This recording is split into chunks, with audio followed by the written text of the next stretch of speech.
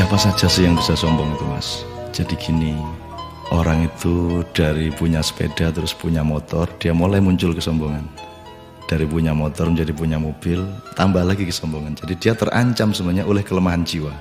Jadi setiap akses yang naik, akses yang berkembang, itu resikonya karena dia harus diwadahi oleh jiwa manusia yang lemah, maka eksesnya adalah kesombongan itu, keangkuhan.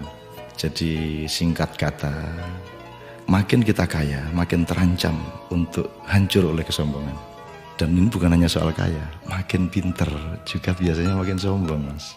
Jadi ada yang namanya kesombongan feodal, itu untuk orang-orang kaya. Ada kesombongan kuasa, itu orang tuh makin berkuasa makin sombong, makin tidak tahu bagaimana berdiri sejajar dan dengan orang lain. Jadi kekuasaan menciptakan kesombongan, kekayaan menciptakan kesombongan. Dan saya ingin mengatakan poin yang sebenarnya bukan itu. Kepandaian juga sangat berbahaya untuk memunculkan kesombongan kita. Dalam bahasa populer kita sebut keangkuhan intelektual.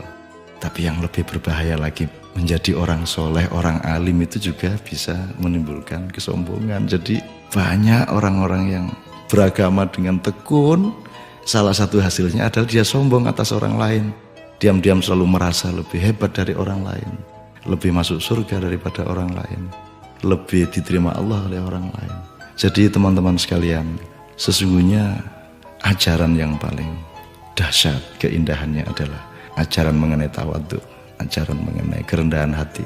Jadi orang sholat, orang beribadah itu adalah latihan untuk mencampakkan diri, bukan untuk mengunggul dan menegakkan diri. Mencampakkan diri di hadapan Allah. Kita bersujud-sujud, tersungkur-sungkur, supaya kita siap untuk berlaku rendah hati kepada siapapun.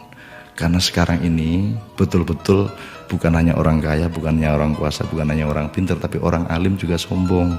Itu namanya kesombongan kesombongan orang alim. Jadi tidak lantas kita jangan jadi alim supaya tidak sombong, atau jangan tidak kaya supaya tidak sombong, tidak begitu. Tapi kayalah tapi tidak usah sombong, kuasalah tapi rendah hati, pandailah, karena itu menjadi justru lebih arif dan menjadi alim serta solehlah, supaya engkau mampu merendahkan dirimu di bawah orang yang paling rendah pun di kampung-kampung yang kumuh tempat engkau lewat dengan kakimu. Terima kasih.